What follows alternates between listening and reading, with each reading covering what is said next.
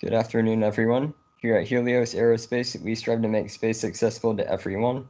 In this analysis, we will be looking at the conceptual design of a blended-body space tourism vehicle and making a comparison to Virgin Galactic's two-stage-to-orbit system based on our team's results. My name is Jason Seaton, and I am the Chief Engineer of Helios Aerospace.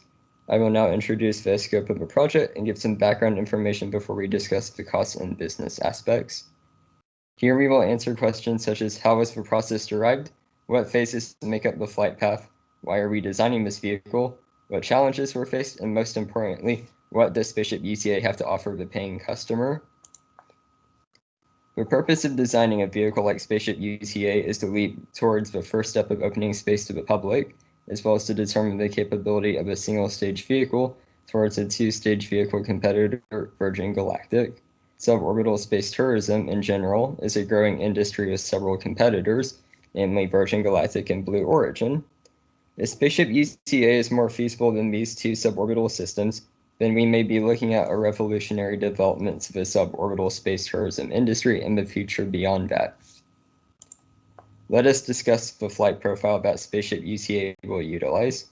There are 7 phases, as can be seen, where each one is visualized in our header with numbering to respective flight phase that represents. Spaceship UTA will accelerate across Mojave Air and Spaceport until a distance has been achieved where the vehicle can rotate to an angle where its lift is greater than its weight. It will then climb to a safe obstacle clearance height and begin power descent until it achieves enough momentum to follow a parabolic flight path to the target altitude of space before re-entering the Earth's atmosphere and following an unpowered glide back to the runway safely. Our team of patrol members is divided into 9 different disciplines, where each of the 9 disciplines has a lead engineer to ensure tasks are being accomplished. To ensure progress is made within the discipline, at least 2 people are in each discipline. A team timeline was constructed to keep the team on track with the conceptual design process and ensure timely progression. We have currently achieved a vehicle configuration that can achieve the mission, but with additional time, we would most likely be able to improve the conceptual design with more refined geometry and design knowledge. We will now discuss the overall design methodology. We derived the process into 3 distinct phases, where an estimation of the vehicle's maximum weight and wing area is analyzed and integrated for a total volume constant to pass down to the geometry team. The geometry team then shapes our vehicle and passes geometrical information to the configuration evaluation team. Based on the results during the phase, it will determine if a process needs to be reiterated or not. I will now hand the presentation over to our cost and market team. Thank you, Jason. My name is True, and I'm the lead engineer for the cost and market discipline.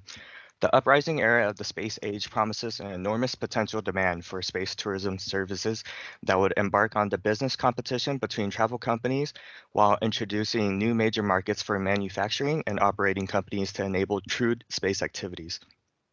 The topics to be addressed from the cost analysis includes identifying who the current competitors are for suborbital space tourism, how much it will cost to develop, produce, and operate Spaceship UTA in terms of its launch cost and ticket price per flight.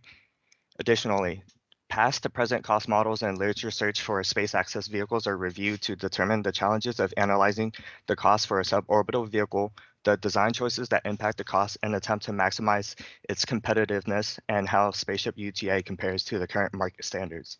Next slide, please. The cost and market analysis methodology was derived by defining the key cost parameters, which consist of the cost for the vehicle's development, production, and operation. These estimations are then used to calculate the launch cost and pricing per flight to evaluate the commercial feasibility and profitability of the vehicle.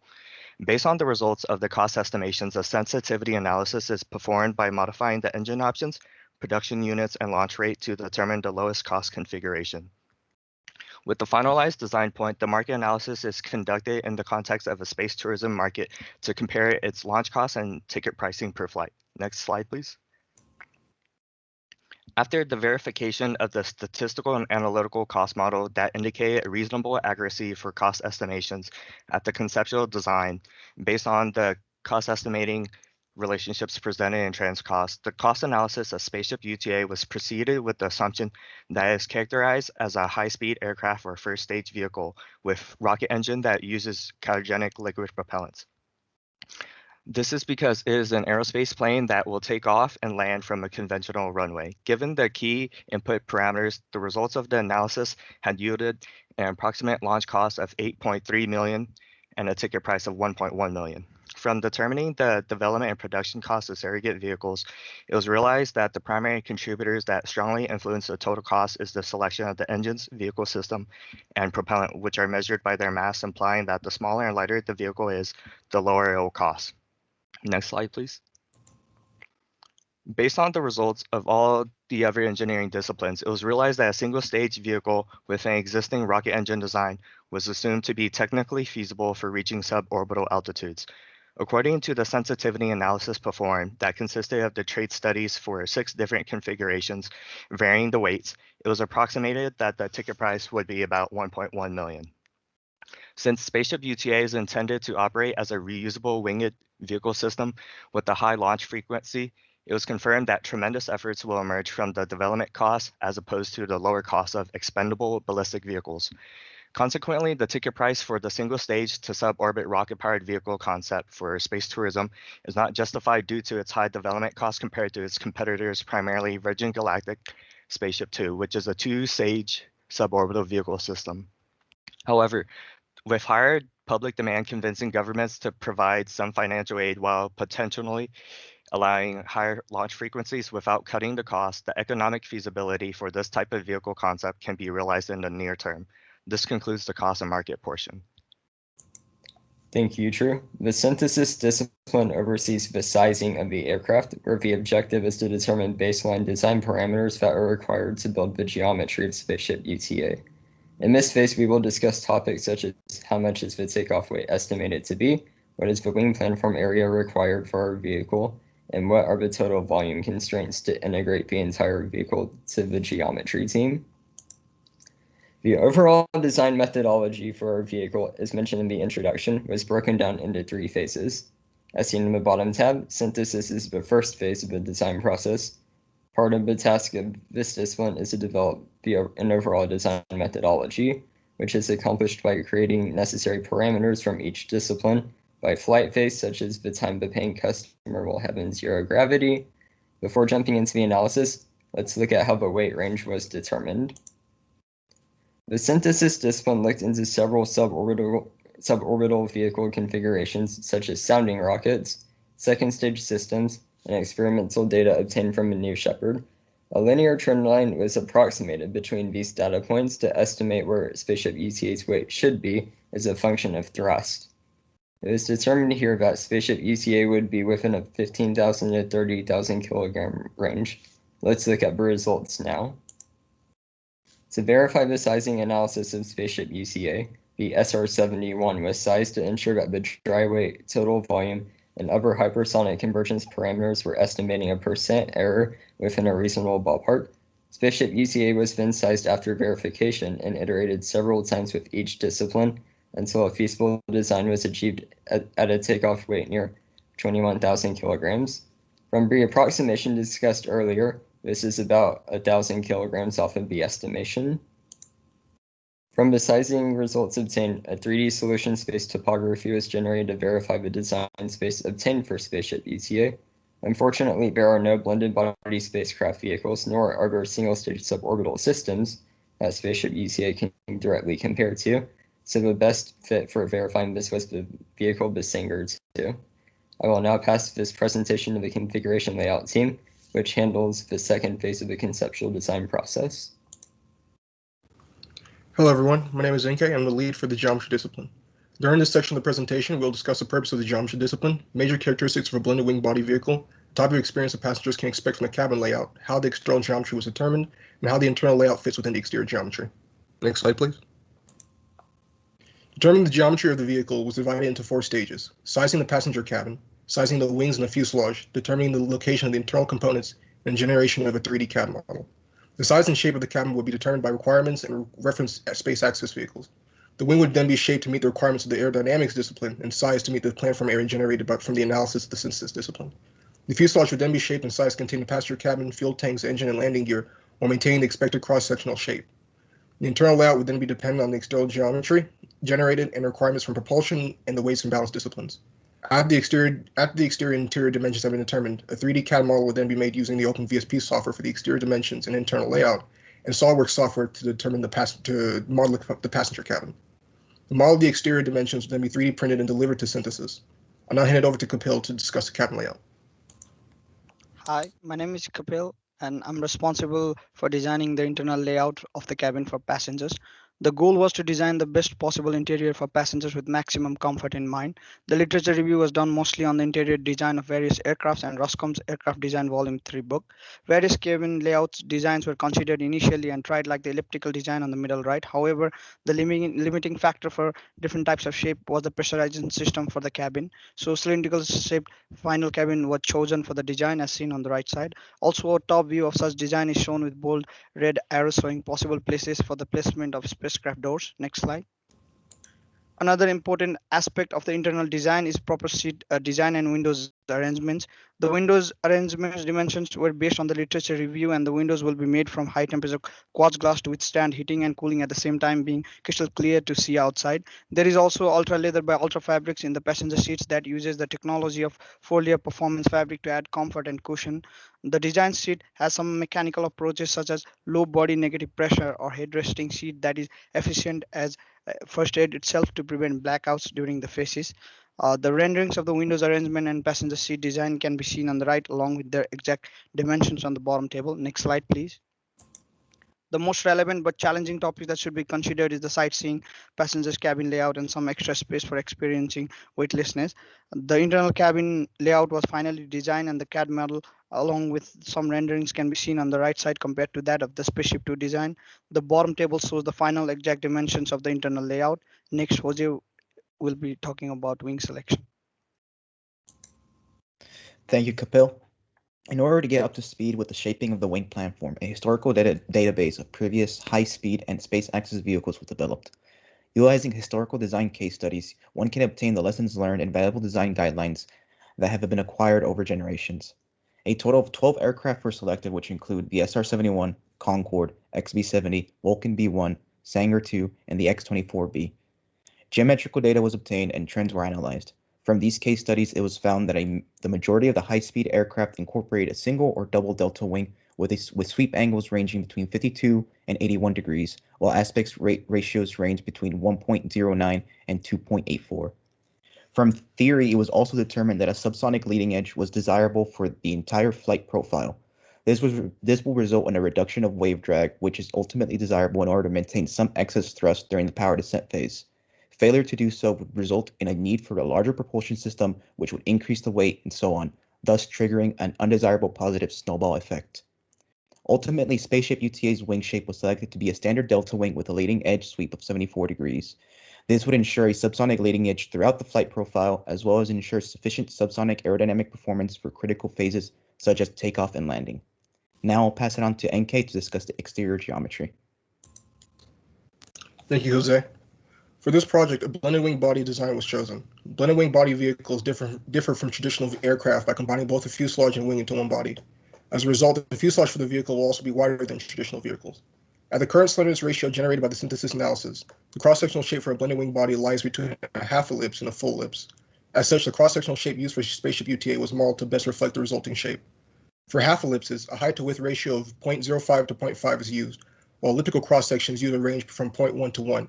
For this vehicle, a range of 0.1 to 0.05 was used to stay within both ranges, can be verified with the ratio used for the Sanger 2 blended wing body, which lies at 0.48. Next slide, please. With the blended wing configuration, combining the fuselage and wing and the triangular delta wing used as the wing shape, the length of the vehicle was matched to meet the length of the wing to maintain the planform area. From the planform area obtained from synthesis, a wingspan of 12.07 meters and a vehicle length of 21.05 meters was generated. The curve used for determining the height of the vehicle determining the height of the fuselage along the length of the vehicle was taken from an existing blended wing body, the Sanger 2, and the maximum fuselage height of 0.269 meters was used to encapsulate the passenger cabin and maintain the curve. The vertical tail for the vehicle was sized and shaped by the stability control discipline to meet their disciplinary requirements. Next slide, please.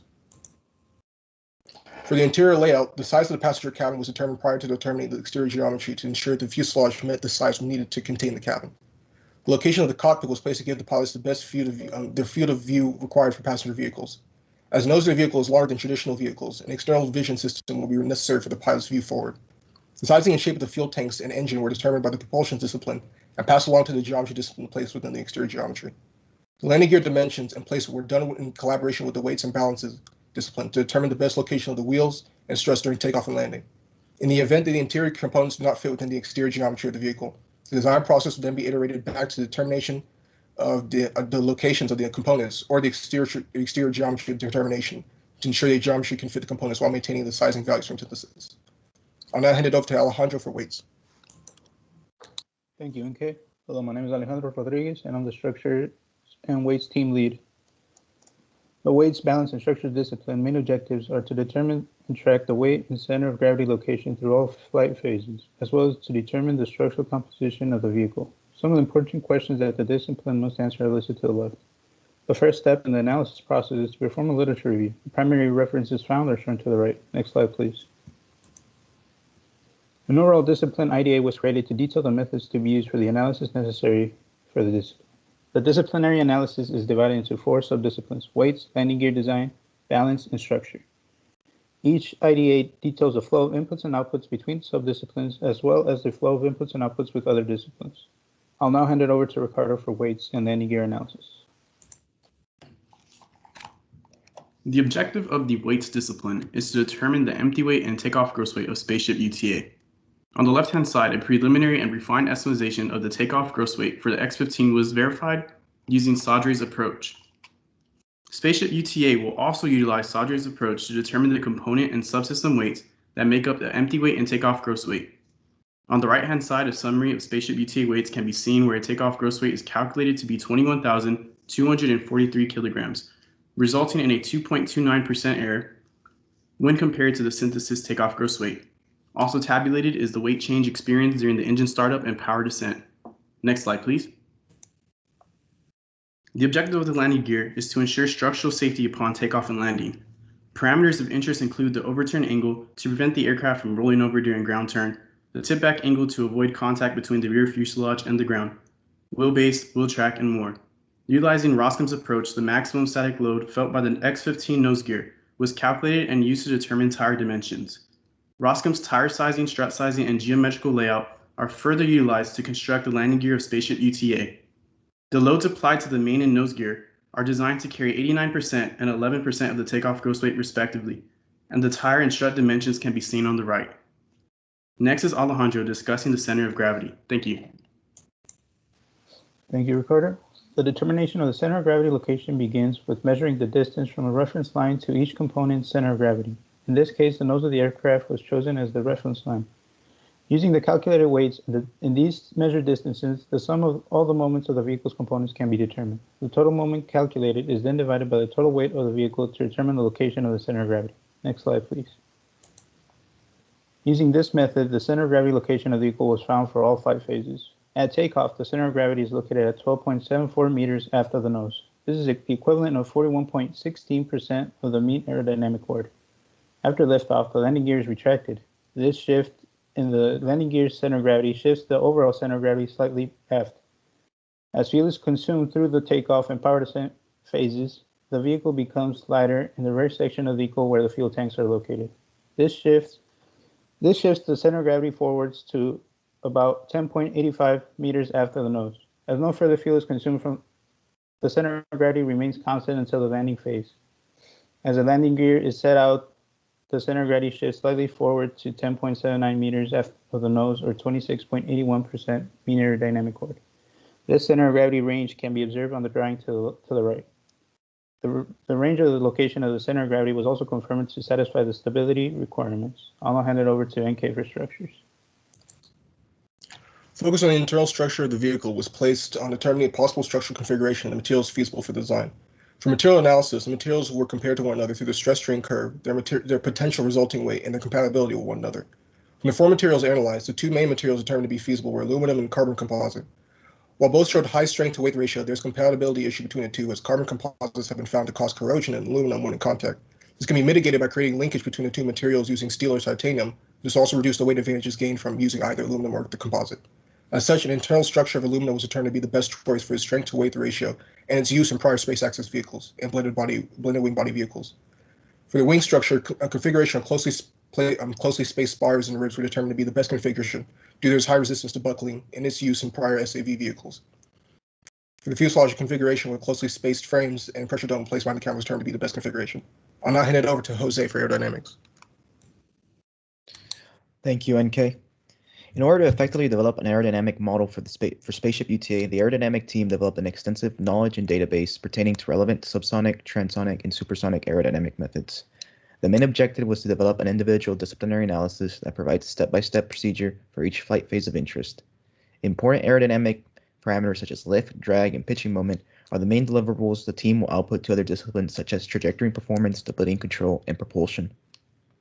The table presented on the right pertains to the primary aerodynamic literature collected throughout this course. The literature review consists of two parts, a knowledge base and a database.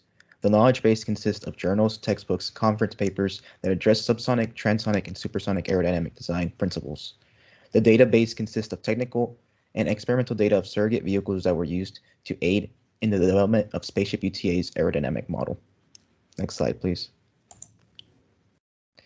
The master aerodynamic IDA is comprised of 5 distinct flight phases, as shown in the figure on the right: ground roll and takeoff rotation, power descent, re-entry, unpowered glide, and approach and landing. Each flight phase has its own unique challenges and method applications. For example, the takeoff and landing phase consists of subsonic aerodynamics with considerations to ground effect and landing gear contribution. The powered and re-entry phases consist of supersonic, transonic, and subsonic aerodynamics. Thus, handbook methods regarding the subsonic, transonic, and supersonic speed regimes must be obtained and verified in order to accurately model Spaceship UTA's aerodynamic performance throughout the entire flight profile. Next slide, please. For the verification process, the surrogate vehicles selected were the SR-71 and Space Shuttle Orbiter.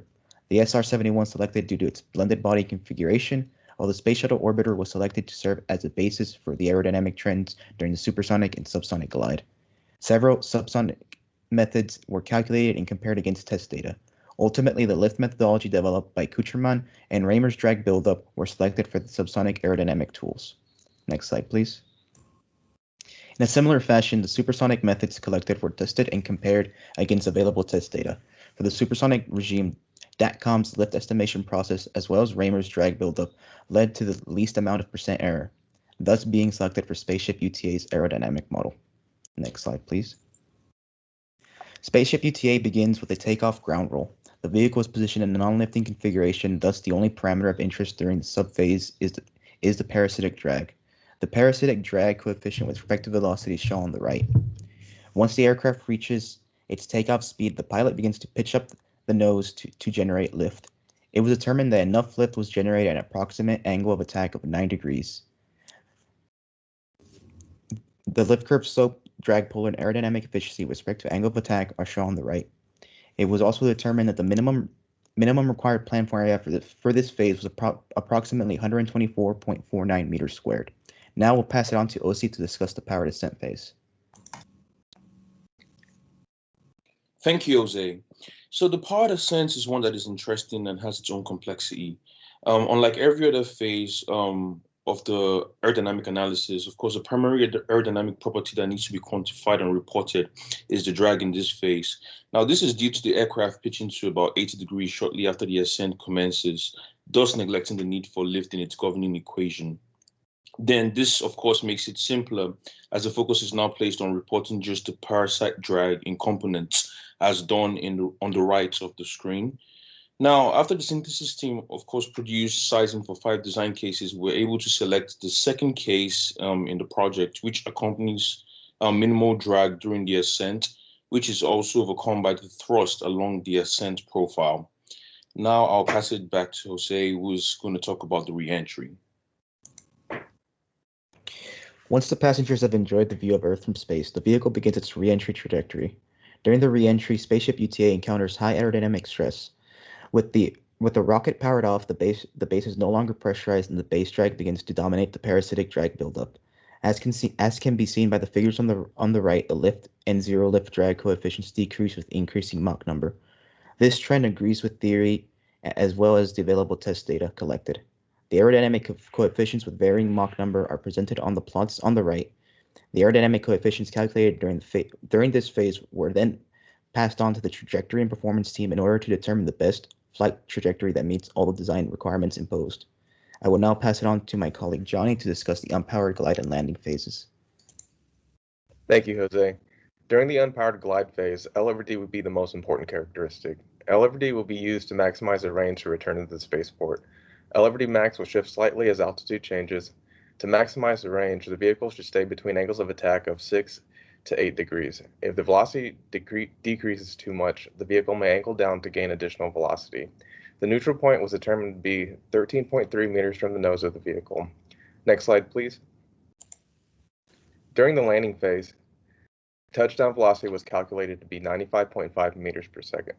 The maximum angle of attack for flare was reported to be 15 degrees. At this angle of attack, the usable CL max with ground effect included was determined to be 0.5587.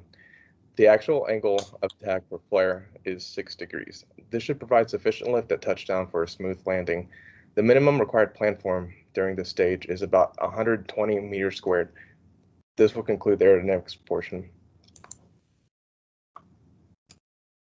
Thank you, Johnny. My name is Propulsion, and I'm the lead engineer in charge of the propulsion and fuel systems. The team consists of 2 members, myself and Kapil, and our goal is to deliver the company with an effective propulsion system to power spaceship UTA.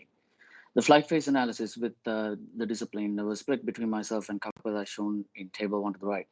I am in charge of the ground roll until takeoff, and Kapil is responsible for the powered ascent. System and sizing designs were also divided among us, and where my job was to design and size the propellant tanks, and Kapil dealt with the nozzle and overall engine sizing. Examples of general questions that I addressed from a propulsion team are: how is the engine and the fuel tank sized? Can the selected engine provide enough thrust for takeoff? What are the incorporated safety measures? To address these questions, let's dive into the design process. Next slide. Proceeding an extensive research, it was identified that the commercially off-the-shelf engine would do the job together with certain modification to the overall propulsion system. To select the best engine, a comprehensive knowledge-based and database literature review was conducted to analyze the engine performance of the commercially available engines. This literature review also included a separate section to oversee the propellants that can be used. Primary sources used in the engine design process was Mattingly, Sutton, and Bruning's engine design manuals. First, let's take a look at how the propellant tanks were designed. Next slide. When designing propellant tanks, the primary properties that were looked at is the material, the weight restrictions, fuel and oxidizer volume requirements, and the tank bay area available. Several material properties were analyzed for stainless steel, aluminum, carbon fiber, and titanium alloys. The best strength to weight material was titanium, but careful considerations were used in preparing the shell membrane to have maximum strength to withhold high in-flight pressures and ruptures. The interior of the tanks were equipped with grooved baffles to prevent sloshing and turbulence of the fluids inside. The maximum pressure experienced by the tanks can reach up to 72 psi. Hence, a leak before burst concept will be installed where the ports will exert pressure relief and notify the pilots of a potential hazard. Next slide. The overall assembly of the propulsion and fuel system is shown. The chosen Merlin 1D engines runs on an open gas generator cycle along with the turbopump should provide throttling capabilities necessary to our flight. The final engine configuration properties are listed together with performance characteristics. With these systems installed, let's take a look at how the takeoff analysis was conducted. Next slide. With the previously discussed database and the orbital and the suborbital vehicles that relied on these power systems, engine performances were analyzed. As an initial approach, a list of mid-sized business jets such as the Learjet 75, the Citation Latitude, and the Praetor 500 with similar wing area and takeoff gross weights were compared to their thrust profiles during takeoff. It was determined that the takeoff thrust range is between 65 to 110 kilonewtons for similar-sized aircraft. Hence, using the performance equations from the previously mentioned authors, we were able to arrive at the preliminary performance results, which were then verified within the plots at the left. The takeoff thrust was determined as 88 kilonewtons from the performance team, and the results show that the engine will provide sufficient thrust for takeoff. Next up, I have my teammate Kapil to accelerate you to space during the powered ascent phase. Thanks, Prabhasa. My major purpose is to analyze and design the specific UTA's propulsion system during the ascent phase after takeoff and ground roll. Primarily, propellant selection analysis was done on different propellants and based on storability, economy, toxicity, total content, energy. RP1 and liquid oxygen combination was selected to be the best for the mission and finalized with Probasha. Important parametric analysis was done using NASA CEA codes to get some conversion points for the further calculation as seen on the right. This can be verified from the fact that most of the suborbital vehicles developed or proposed use the RP1 liquid oxygen combination the most from our literature review. Next slide, please. Since the engine sizing was based on an orbital Merlin 1D engine, the sizing had to be done to meet the suborbital mission requirements. For the nozzle design, the method of characteristics was used, which is a numerical procedure of designing the contours of the rocket nozzle at the optimum expansion point. Based on the estimated required max thrust and NASA CEA results, a MATLAB code was written for the method of characteristics. The graph on the top right shows the radius and slope of some points from the center line as obtained from the code. After that, the points were exported to Excel and used in SolidWorks to define the curve, and the nozzle was finally designed. Finally, the table shown consists of important output dimensions for the method of characteristic for further calculation. Next slide. Like the Merlin 1D, this uses pintle injectors for injecting the propellants, and along with the use of turbopumps and valves, can throttle the flow rates, ultimately throttling the thrust of the rocket from 30% to about 90%. Throughout the flight, based on the flight angle and load requirements from the stability and control discipline, the propellant flow rates were throttled ranging from 68 to 98 kgs per second. Also, the fuel mass fraction was calculated to be around 0.467 for ascent phase, and the propellant needed for the ascent phase to be approximately 10,149 kgs. Next slide. Finally, after the combustion analysis, fuel system analysis, and engine sizing, the propulsive output parameters were calculated for the ascent phase. And the ascent phase for my portion started from 20 seconds. The thrust profile, specific impulse profile, along with the propellant flow rates were generated. The step points in the curves on the right suggest the throttling phenomenon used as per the loading requirements.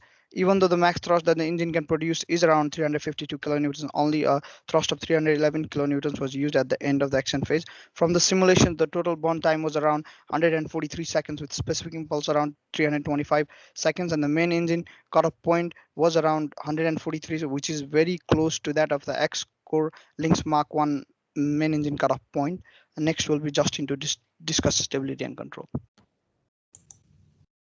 Thank you, Kapil. My name is Justin Ryan, and I am the team lead for the Performance and Trajectory discipline. My discipline teammates are Johnny Nguyen and Osia Kalume. The Performance and Trajectory discipline aims to answer questions such as, what is the takeoff and landing field lengths? How much fuel is required for the mission? And can we reach our target altitude? The literature review to the right is what we've compiled to determine the method for the flight phases. Next slide, please. The entirety of the method is displayed within the following master IDA. This particular discipline requires a wide range of inputs from varying disciplines and reports results to many of these respective disciplines. I would like to hand off to Osia Kalume to discuss takeoff phase for the blended body configuration. Thank you, Justin. So for our vehicle, we want to ensure that we can take off, of course, in an appropriate time and distance. So with the provided inputs from the propulsion team, we were able to assess the amount of effort that is expended in this phase while meeting safety requirements as set by the FAA 25. So fortunately, the takeoff maneuver, which includes the ground roll, rotation, and transition, happens in about 40.91 seconds while burning a total of 1,763 kilograms of fuel. So an additional advantage, of course, with this vehicle is the fact that the balanced fuel length is, of course, within limits of what is available at the various spaceports in America. So this is actually a pretty good, an excellent performing vehicle. And of course, now I'd love to pass it on to Justin, who's going to talk more about the powered ascent. Thank you. Thank you, Osi. For the next three phases, a 3 degree of freedom simulation for a point mass is used to track the vehicle. For verification of the powered ascent phase, characteristics of the SR-71, Kuchiman's lift-to-drag barrier equation, and thrust data from the propulsion team was used. The verification showed strong correlation with a trajectory synthesis report using the energy state approximation method described in Ven's text. Applying the method to our blended body configuration showed that we reached our altitude and velocity goal at 56.6 kilometers with a Mach number of 3. Over the course of the trajectory, the maximum dynamic pressure was seen to be at 18 kilopascals, and a slight increase in load is observed early on in the trajectory. Our peak load, this is due to the required lifting forces to reach our target flight path angle. Our peak load is 2.76 Gs just before main engine cutoff, with a final flight path angle of 88.5 degrees. The entire phase required a fuel mass of 9,580 kilograms, which is a fuel fraction of 0.46. Next slide, please. During the coast to apogee, the vehicle is using its burnout velocity and final flight path angle to reach its highest altitude. In order to confirm the method, verification was completed using X-15 and Spaceship One vehicle data and trajectories. The coast to apogee verification results show strong correlation when replicating actual data. The passenger's fun begins as they experiencing microgravity after burnout. The vehicle reaches a final apogee altitude of 105.3 kilometers. At this point, the passengers are seeing some of the best views of Earth. The passengers are now about halfway through with their microgravity experience. Next slide, please. The method and verification for reentry is similar to coast to apogee phase. X-15 and Spaceship One data is used to verify our method. The verification results correlate strongly with each of the vehicle's known inputs and trajectories. For the blended body configuration, its passengers experience a total microgravity time of 3 minutes over the duration of the flight. At 55 kilometers, passengers reach the highest speed during reentry. The Mach number at this point is approximately 2.9. Upon reaching this speed, the vehicle soon after begins decelerating. The maximum load experienced by the passengers is 5 Gs. As the vehicle reaches an altitude of 22 kilometers, the vehicle has traveled approximately 30 kilometers from the airport and must now glide safely back. I'd like to hand off to Johnny Nguyen for glide and landing. Thank you, Justin. The methodology used to analyze the performance of the vehicle during glide was verified using data from the conceptual spaceplane. The range must be maximized during this portion of the flight. Given the aerodynamics of the vehicle, it was determined that Spaceship UTA will be able to glide for a maximum of about 14.5 minutes and 123 kilometers once the vehicle re-enters the atmosphere. This range is more than enough to bank and return to the spaceport. The average sink rate was found to be 22 meters per second. The average flight path angle was determined to be about 9 degrees. Next slide, please. For the landing phase, stall velocity was calculated to be about 83 meters per second. The vehicle will need to stay above this velocity. During the approach segment of the vehicle, the vehicle will have a flight path angle of about 5 degrees. It will then flare at 6 degrees to touch down. The vehicle was determined to be able to touch down at 95 meters per second and complete the ground roll within 1,300 meters. This is well within the limits of Spaceport America and Mojave Air and Spaceport. Thank you. Now we will move on to the aerothermal discipline. Thank you, Johnny. The objective of the aerothermal discipline is to determine the aerodynamic heating and thermal protection that best suits Spaceship UTA. A question of concern is, what is the maximum temperature and heat flux experienced during power descent and reentry? On the right-hand side, the literature review displays texts that originate from Tauber, Burden, Thornton, and more. Next slide, please. The master IDA is associated with the power descent and reentry flight phase. It begins with a literature review, which is conducted to investigate experimental data of surrogate vehicles and to select an aero heating method for high-speed flight. The aerolist method by Zandbergen was chosen for Spaceship UTA. IDA inputs consist of free stream density, pressure, temperature, and velocity provided by the performance discipline, and the nose radius from the geometry discipline. Aerothermal calculations are then performed, and outputs are distributed to synthesis weights and costs. Next slide, please. The objective of the thermal protection system is to protect the vehicle from aerodynamic heating, similar to Spaceship One and Spaceship Two. Spaceship UTA will utilize carbon fiber reinforced epoxy with a Nomex honeycomb core in low temperature regions. In high temperature regions, such as the nose and wing leading edge, phenolic resin will be used due to its high heat tolerance. Next is Justin Ryan discussing the verification and results for Spaceship UTA. Thank you, Ricardo. It was determined that the nose stagnation, temperature, and heat flux were of primary interest, as other areas of the aircraft were proportional, if not considerably lower. The method utilizes the convergence of convective and radiative heat rates through the calculation of the Stanton number for the nose of the aircraft. Verification was completed with known heat data for the X-33 and X-34 aircraft and trajectories. The results show strong correlation for supersonic speeds. The results for the blended body configuration show a maximum temperature of 589 Kelvin during the power descent phase and a maximum temperature of 629 Kelvin during reentry. This analysis shows that the temperatures are well within the limits of the thermal protection system. I would like to hand off to Deji for stability and controls. Thank you, Justin. During development of the spaceship UTA blended wing body configuration, one discipline is tasked with analyzing vehicle motion throughout the mission profile. The stability and control team breaks down the blended wing body into 3 axes: longitudinal, lateral, and directional. In breaking down into 3 axes, some specific questions regarding vehicle motion and attitude can be asked. For instance, during the takeoff phase, how do you pick the nose off of the ground? Also, if you pick the nose off of the ground, how do you make sure that vehicle motion is maintained, and also you make sure that the vehicle does not continue to pitch up uncontrollably? So the stability and control discipline has an objective to make sure that the blended wing body configuration is controllable and stable throughout the mission profile. The literature review to the right highlights some references that have aided in the analysis carried out in this discipline.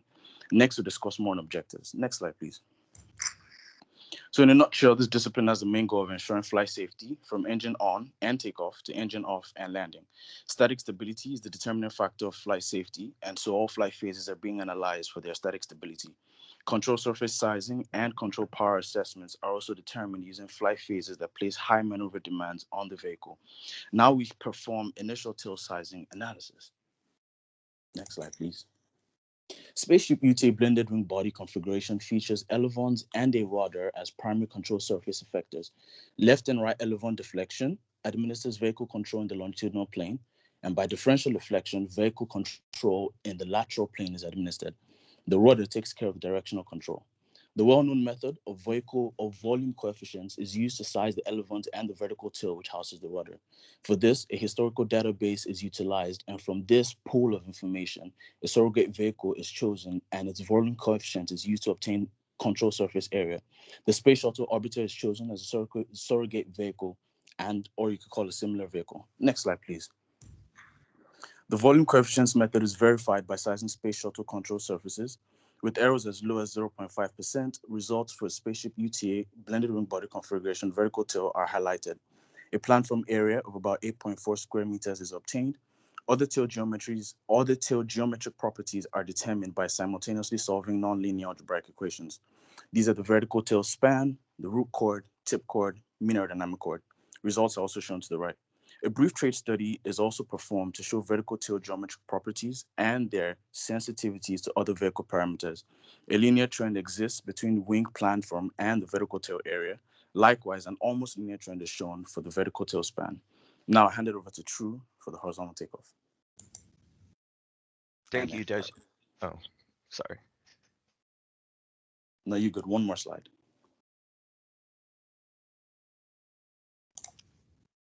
Okay, thank you, Deji.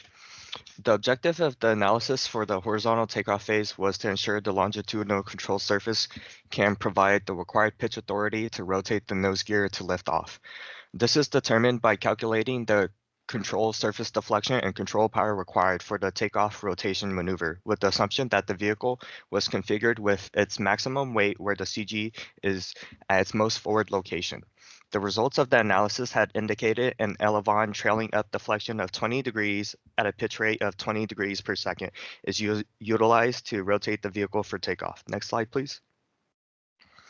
Transitioning into the power descent, the objective for this analysis was to ensure the vehicle is capable of maintaining trimmed flight and has a positive static stability. The method derived to analyze the pitch controller's capability for trimming was done by calculating the control surface deflection and pitch damping for the condition of a steady state straight line flight at all service altitudes between takeoff and upward coast. The results of the analysis exhibited the selected configuration has adequate pitch control to achieve positive stability with an elevon deflection of plus or minus 10 degrees for trimmed flight. Now I'll hand it over to Jason for the upward coast. Thank you, True. The upward coasting phase for this analysis involves determining the implications of inertial coupling and unstable rolling motion at high altitudes on Spaceship UTA. A process was derived, and it was determined that if the roll rate is greater than the yaw and roll natural frequencies, then it is theoretically not bound to inertial coupling. It is important to note that aerodynamic control effectors are ineffective at this phase, so the main stability, if determined unstable, reaction control systems would need to be utilized.